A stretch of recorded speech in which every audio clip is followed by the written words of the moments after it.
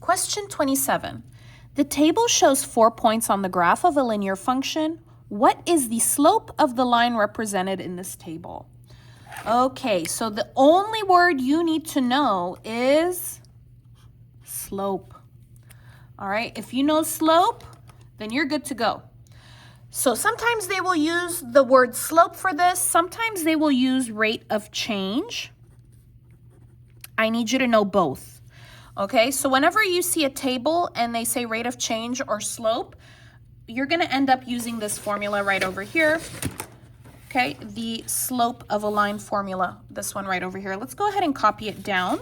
So it's m equals y2 minus y1 divided by x2 minus x1. And to use that formula, you're going to need to choose 2 pairs from here. And honestly, it really does not matter which pairs you choose.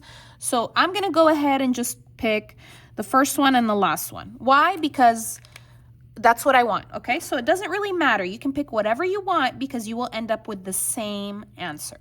So let's go ahead and write down our ordered pairs so we can use them here. I have -4, 23, and 5, -1.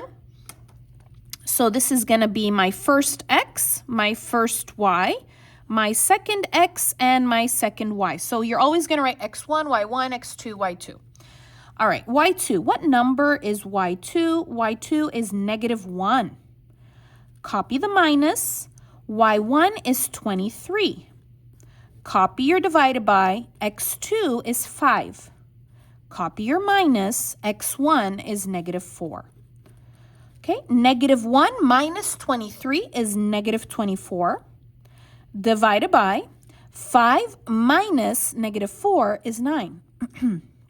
And then you're going to go ahead and put that in the calculator. Let's go ahead and grab our calculator.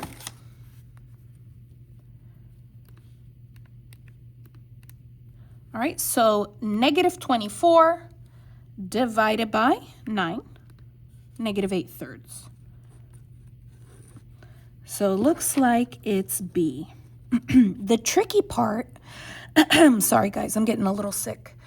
The tricky part is that this double minus right here, you get a minus for the formula and a negative for that number there. So make sure that you put both of them.